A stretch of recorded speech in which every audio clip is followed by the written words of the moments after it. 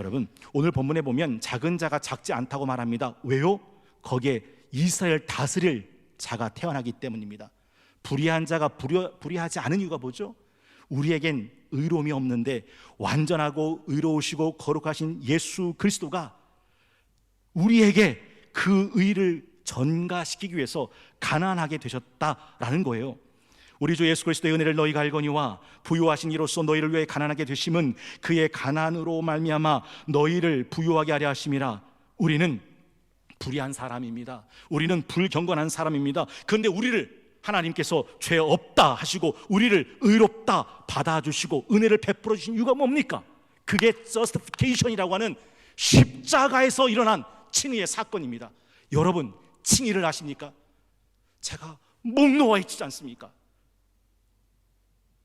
여호와를 알자, 힘써 여호와를 알자. 근데 왜 여호와를 알려고 하지 않으십니까? 왜 칭의를 알려고 하지 않으십니까? 그냥 부자 되고 싶습니까? 그냥 잘 먹고 잘 살기를 원하십니까? 그게 하나님이 여러분을 부르신 뜻이라고 생각하십니까? 아니에요. 요한일서 4장 4절에 보니까 자녀들아 너희는 하나님께 속하였고 또 그들을 이겼나니 이는 너희 안에 계신 이가 세상에 있는 자보다 크심이라 라고 말씀하십니다. 그 메시아가 이 땅에 오시면 어떻게 이 나라를 다스린다고 하셨습니까? 4절 5절입니다.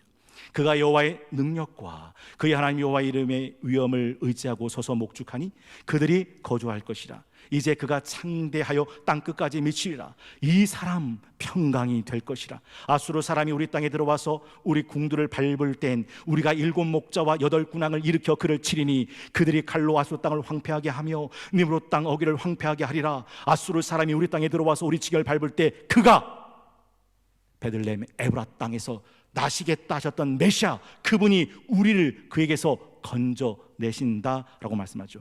오늘 종료주일이 바로 그날을 기념하는 날입니다. 기억나세요? 예수님께서 제자들을 벳박의 맞은편 마을로 보내면서 내려가라. 매인 나귀와 나귀 새끼가 함께 있는 것을 보리니 풀어서 내게 끌고 와라. 왜 그러냐고 사람이 묻거든 주가 쓰시겠다 하라 말하라. 그러면 내어주리라. 우리가 다 잘 아는 대로 그분은 겸손하여 나귀의 멍에 매는 짐승의 새끼를 탔다 하는 이 말씀, 스가랴 9장 9절 말씀을 이루기 위해서 그 일을 하셨습니다. 스가랴 9장 9절 시온에 따라 크게 기뻐할지어다 예루살렘에 따라 즐거이 부를지어다 보라 내 왕이 내게 임하시나니 그는 공의로우시며 구원을 베푸시며 겸손하셔서 나귀를 타시나니 나귀의 작은 것 곧 나귀 새끼니라. 예수님께서 왜 나귀 새끼를 풀어 내게 가져오라 하셨을까요? 이 스가랴 9장 9절의 말씀을 이루시고 성취하시기 위함이었다라는 거죠. 그래서 마태복음 21장 7절에 보니까 나귀와 나귀 새끼를 끌고 와서 자기들의 겉옷을 그 위에 얹음에 예수께서 그 위에 타시니 무리의 대다수는 그들의 겉옷을 길에 펴고 다른 이들은 나뭇가지를 베어 길에 펴고, 이때 나뭇가지가 종려나뭇가지입니다. 전쟁에 나간 군대를 이끌었던 임금이 전쟁에서 승리하고 돌아올 때 왕으로 오시는 이여 호산나 우리를 구원하소서, 승리의 입성을 나타낸다라는 것이죠. 세 번째는 시선은 신앙의 또 하나의 이름이 된다는 사실입니다. 여러분, 내가 무엇을 보느냐, 무엇을 기다리느냐, 무엇을 기대하느냐는 굉장히 중요합니다. 왜냐하면 시선은 신앙의 또 다른 이름이 되기 때문에 그렇다라는 거죠. 오늘 미가서의 본문의 상황을 여러분 알고 계세요? 전쟁과 폐허, 참혹한 현실 앞에서 주신 말씀입니다. 오늘 1절은 이렇게 시작하죠. 딸 군대여 너는 때를 모을지어다. 그들이 우리를 에워쌌으니 막대기로 이스라엘 재판자의 뺨을 치료다. 이게 기원전 700년에 일어난 사건입니다. 700년 하면 생각나는 사건 있죠? 북이스라엘과 남유다는 형제 나라였잖아요. 그런데 722년 북이스라엘은 아수르라는 나라한테 쫄딱 망합니다. 그들은 포로로 끌려갔고 지도상에서 북이스라엘은 사라집니다. 그리고 20년이 지난 이 아수르가 남쪽에 있는 유다까지 집어삼키려고 마치 일본에 들이닥친 검은 쓰나미처럼 휘어감아 돌아왔다라는 거죠. 그들이 남유다를 모아 싸고 막대기로 이스라엘 재판자의 뺨을 칩니다. 임금과 재판장과 위정자들을 조롱하며 희롱하며 수치와 모력과 굴욕을 나타내는 장면입니다. 우리나라한테도 삼전도 굴욕이라는 게 있잖아요. 기억나실 겁니다. 1636년 병자호론 인조 때 청나라 황제가 우리 인조를 삼전도로 불러놓고 어떻게 했습니까? 309 고두래 항복하냐? 그러면 너는 내 앞에서 3번 절하는데 조건이 있습니다. 네 머리가 땅에 부딪힐 때 소리 나게 절하라. 3배 9 고두레. 이게 병조란 때 우리나라에게 주었던 수치와 굴욕이었다라는 거죠. 그런데 이런 현실 속에서 하나님은 이스라엘 백성에게 메시아 왕국을 말씀하고 있는 겁니다. 베들레헴 에브라다야, 너는 유다 족속 중에 작을지라도 이스라엘 다스릴 자가 네게서 내게로 나올 것이다 라고 말씀하셨다라는 거죠. 그러니 현실에 갇히지 말고 현실을 넘어 하나님의 약속, 하나님의 언약, 하나님의 계획을 바라보라. 이게 신앙이다라는 거죠. 찬양에 주님의 솜씨라는 찬양이 있습니다. 이 찬양 여러분 알고 계십니까? 하늘을 바라보라, 드넓은 저 바다도 온 세상 지으신 주님의 솜씨다. 먹구름 다가와 태양을 가려도, 먹구름이 다가와 태양을 가려도 만물을 주관하시는 주의 섭니라. 들에 핀 꽃을 보라, 하늘을 나는 새도 만물을 지으신 주님의 솜씨라. 눈보라 닥쳐와 온 땅 덮어도, 눈보라 닥쳐와 온 땅 덮어도 만물을 주관하시는 주님의 섭니라. 모두 고개 들고 어두운 마음 열어 크신 주님의 능력 바라보라. 너와 나 지으신 주의 놀라운 손길, 우리 다 함께 주를 찬양해 찬양해. 온 하늘과 땅 위의 만물아, 겸손히 무릎 꿇고 주의 우영 앞에 경배하라. 이게 현실을 넘어 우리의 눈을 바라봐야 되는 이유였다라는 것이죠. 여러분 어떻게 생각하세요? 여러분이 현실 앞에 갇혀 살고 계십니까? 하나님께 도래하겠다고 약속하신 메시아의 왕국을 소망하고 바라보고 살아가시는 중이시냐라는 거죠. 여러분 어떻게 생각하세요? 다윗의 시편 27편은 다윗의 시선을 보여줍니다. 여호와는 나의 빛이다, 나의 구원이시다. 내가 누구를 두려워하겠는가? 여호와는 내 생명의 능력이시다. 내가 누구를 무서워하겠는가? 악인들이 내 살 뜯어먹으려고 내게로 왔으나 내 대적들, 내 원수들 그들은 실족에 넘어졌다. 군대가 나를 대적하여 진칠지라도 내 마음 두렵지 않고 전쟁이 일어나 나를 치려 할지라도 나는 여전히 태어나려다. 왜요? 천만이 나를 뜯어먹으려고 둘러 모였는데 왜 다윗은 두려워하지 않았던 것일까요? 12절에 보니까 내 생명을 내 대적에게 맡기지 마소서. 위증자와 악을 토하는 자가 일어나 나를 치려 함이니이다. 내가 산 자들의 땅에서 천만이 내 살을 뜯어먹으려고 둘러덮인 그 상황 속에서도 여호와의 선하심을 보게 될 줄 확실히 믿었다. 그는 지금 상황을 보지 않고 그 상황 너머에 계신 하나님을 바라보고 있었던 중이었다. 왜요? 시선이 신앙이기 때문에 그렇습니다. 네 번째는 고난은 역사의 생명을 이루는 산고가 된다는 사실이죠. 제가 1부 때 이런 말씀 드렸어요. 여인이 아기를 낳는 걸 두려워하면서도 왜 여인들은 계속 아기를 낳을까요? 해산을 두려워하면서도 아이를 낳는 이유가 뭘까요? 그 이유가 요한복음 16장 21절에 이렇게 되어 있습니다. 여자가 해산하게 되면 그때가 이르렀으므로 근심을 하지만 아기를 낳으면 세상에 사람 난 기쁨으로 말미암아 그 고통 다시 기억하지 않는다. 여러분, 왜 하나님은 좋으신 분이라고 하면서 선하신 분이라고 하면서 하나님의 사람들에게 고난을 주시는 걸까? 거긴 이유가 있습니다. 그 고난은 하나님의 생명을 낳는 산고가 되기 때문이 그렇죠. 그런 고난이 다 지나고 난 다음에 10절부터 그 고난이 그를 얼마나 정결하게 만드는지를 보십시오. 여호와께서 이르시되 그 날에 이르러는 내가 내 군마를 내 가운데 멸절하며 내 병거를 부서뜨린다. 여러분, 군마와 병거가 뭘까요? 맞습니다. 살면서 내가 의지하는 것들이에요. 내가 신뢰하는 것들이에요. 내게 힘을 주는 것들이에요. 그런데 그런 모든 것들을 뭐 한대요? 멸절하고 부서뜨린다. 11절을 볼까요?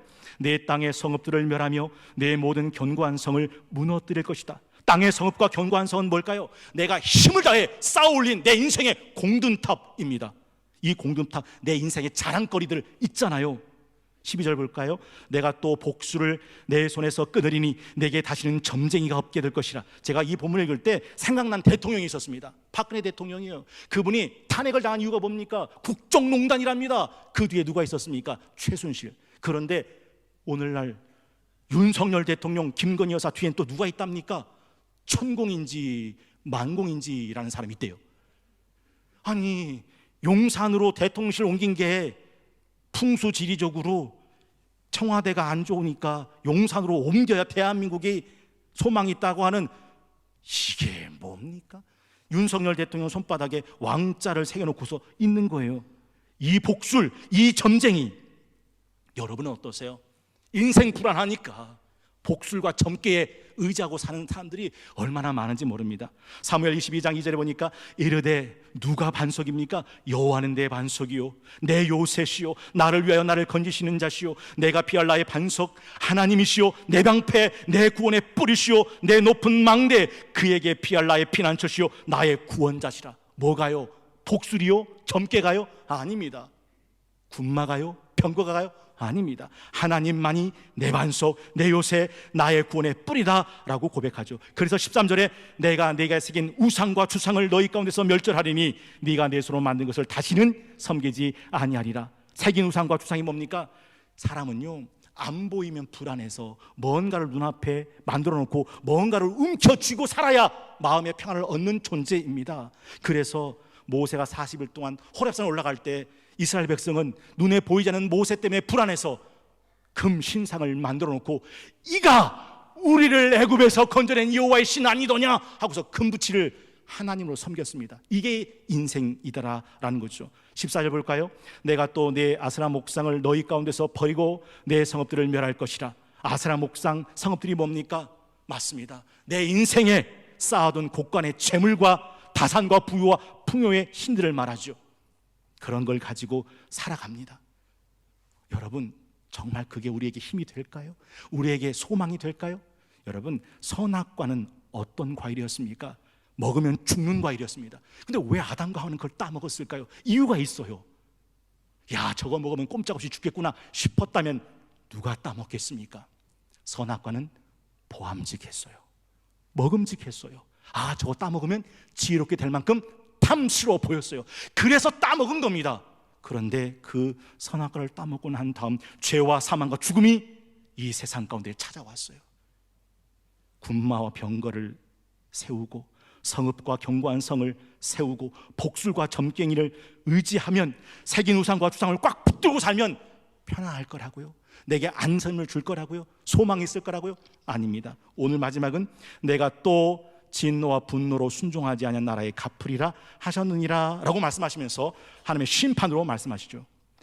여러분 우리에게 소망이 되는 것은 미련하고 어리석어 보이는 하나님의 십자가 뿐입니다. 고린도서 1장 18절 십자가의 도가 멸망하는 자들에겐 미련한 것이고 구원을 받는 우리에겐 하나님의 능력이다. 제가 자신 있게 말씀드립니다.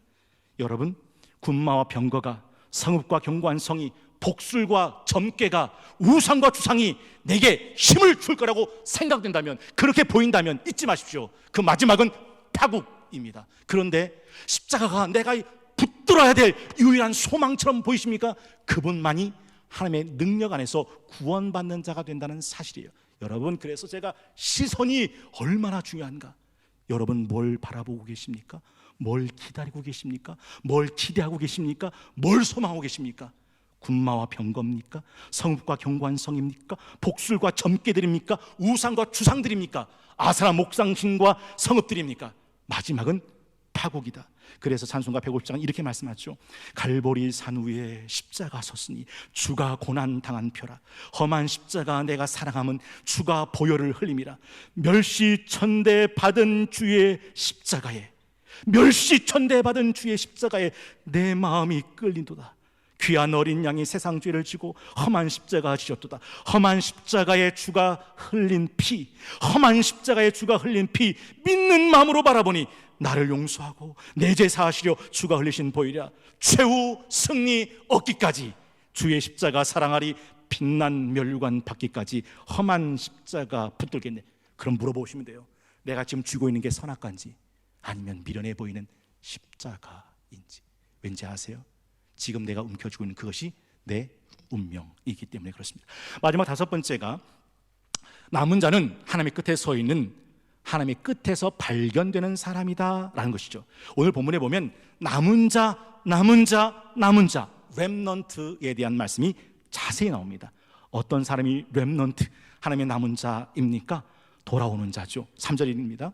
그러므로 여인이 해산하기까지 그들을 붙여두시겠고 그 후에는 그의 형제 가운데 남은 자가 이스라엘 자손에게 돌아오리니. 여러분 이스라엘은요 바벨론의 포로로 끌려가서 70년을 삽니다. 하나님께서는 약속한 70년이 끝나고 이스라엘 예루살렘으로 다시 돌아오게 하셨습니다. 근데 그거 아세요? 돌아오라 하셨을 때 끌려간 자 중에 돌아온 자는 불과 얼마 되지 않아요. 그럼 왜 돌아오지 않았을까? 이유는 간단합니다. 우리나라 말 속담에 이승밭에 굴러도 개똥밭에 굴러도 이승이 좋다. 동준이 앉아보세요. 앉으세요. 개똥밭에 굴러도 이승이 좋다라는 말을 해요. 바벨론 포로 땅은 70년 동안 힘든 포로로 살았지만 이미 거기서 결혼했고, 앉으세요. 앉으세요. 거기서 집을 짓고 거기서 자식을 낳고 거기서 삶의 터전을 다 세웠어요. 이미 적응이 끝났다고요. 그런데 70년 동안 산 그 땅에서 돌아온다고 하면 예루살렘에서 기다리고는 허허벌판 황폐뿐이에요. 성전은 불타버렸어요. 성읍은 무너져 버렸어요. 그래서 돌아와서 할 일은 뼈 빠지게 고생하는 일밖에 남은 게 없는 거예요. 그래서 대부분은 안 돌아왔어요. 그냥 개똥밭에 굴러도 이승이 좋다라는 그 마음으로 바벨론 포로 땅에 주저앉아 살았어요. 그런데 누구는 돌아온다고요? 남은 자, 하나님의 렘넌트들은 다시 돌아온다라고 말씀하시죠. 그래서 언제나 돌아오는 사람들은 적은 수수였어요. 두 번째는 하나님의 다스림을 받는 사람들은 렘넌트들이었다라는 것이죠. 여러분, 하나님이 다스릴 때 그 다스림의 통치 안으로 들어온다는 것은 내가 하나님의 렘넌트, 남은 자란 뜻의 반증이에요. 모세가 애굽의 바로 왕에 가서 말하죠. 여호와께서 말씀하셨습니다. 하나님의 백성을 광야에 보내 제사를 지내라 하십니다. 그때 출애굽기 5장 2절에 보니까 바로가 이르되 여호와가 누구기에 내가 그의 목소리를 듣고 이스라엘을 보내겠냐? 나 여호와 알지 못하니 이스라엘을 보내지 않겠다. 애굽의 바로 왕은 하나님의 말씀의 통치 안에 들어갈 수가 없었어요. 그런데 여러분, 고레스 왕은 에스라 1장에 보면 하나님의 렘넌트로서 이스라엘 왕이 아니고 바사 제국 이방인의 왕이었지만 하나님의 통치를 그대로 순응합니다. 에스라 1장 1절, 바사 왕 고레스 원년에 여호와께서 예레미야 입을 통하여 하신 말씀을 이루게 하시려고 바사 왕 고레스의 마음을 감동시키매 그가 온 나라에 공포도 하고 조소도 내려 이르되 바사 왕 고레스는 말하노니 하늘의 하나님 여호와께서 세상 모든 나라를 내게 주셨고 나에게 명령하사 유다 예루살렘의 성전을 건축하라 하셨나니 이스라엘 하나님은 참 신이시라. 너희 중에 그의 백성된 자는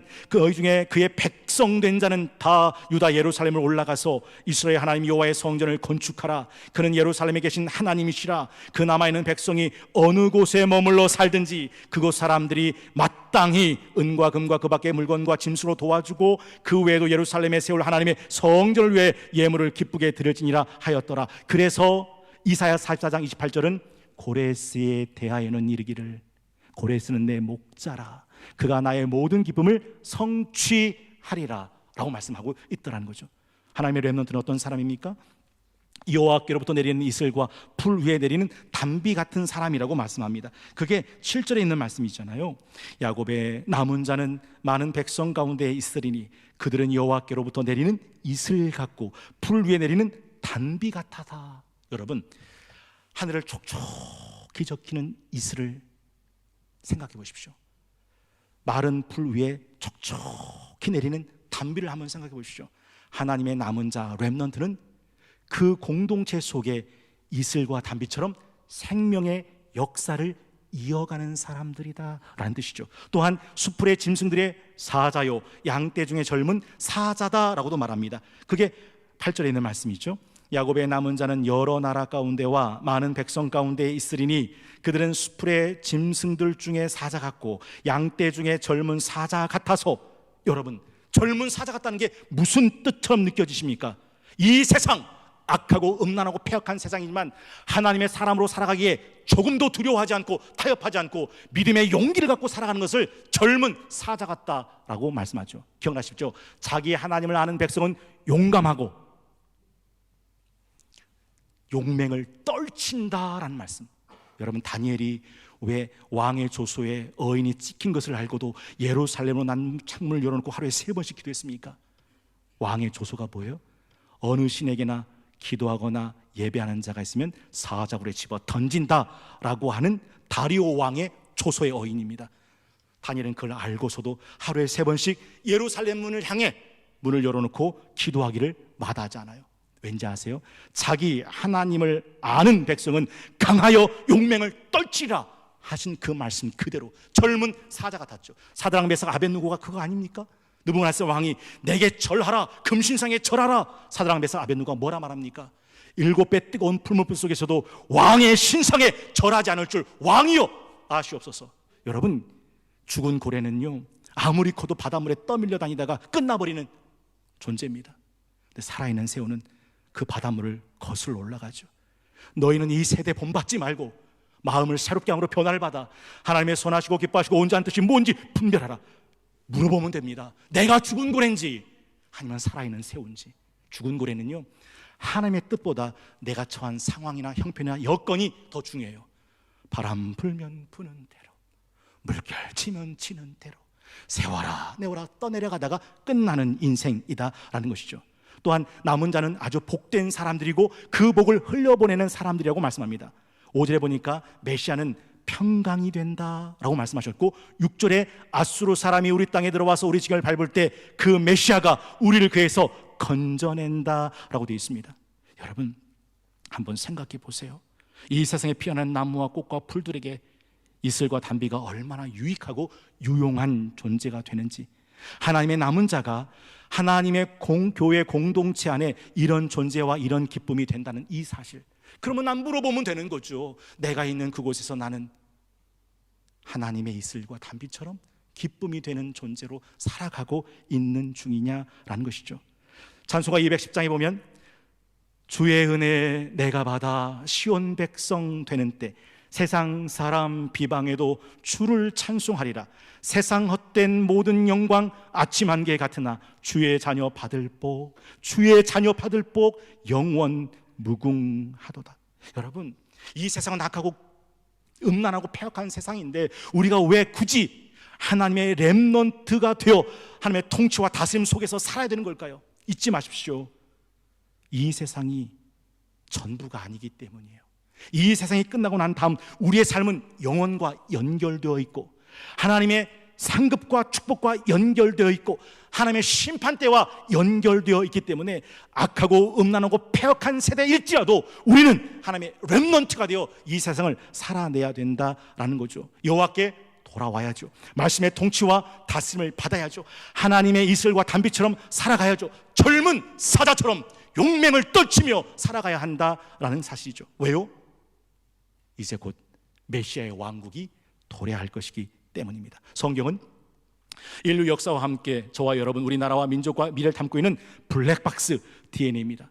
사람들은요 자신의 군마와 병거만 늘리고 이 땅에 성읍과 견고한 성만 쌓아 올리고 복술과 점괘, 굿과 부적들로 자신의 미래를 점쳐보며 거기서 평안을 얻고자 살고 있지만 하나님의 사람 렘넌트는 성경을 내 평생 옆에 두고 그 성경을 펼쳐 읽으며 하나님을 경외하며 살아가는 사람들입니다. 왠지 아세요? 우리에게 진짜 소망되고 진짜 평강을 주실 분은 딱 한 분, 호산나 다윗의 자손 왕으로 오시는 이여 라고 말했던 바로 예수 그리스도가 우리의 전부가 되시기 때문에 그렇더라. 사람을 기다리는 게 아닙니다. 인생에 기대하는 것이 아닙니다. 나의 왕, 나의 메시아로 오신 예수 그리스도, 그분을 기대하는 사람들, 오늘 종료주일은 그 예수를 나의 왕으로 맞아들이는 주일이 된다라는 거죠.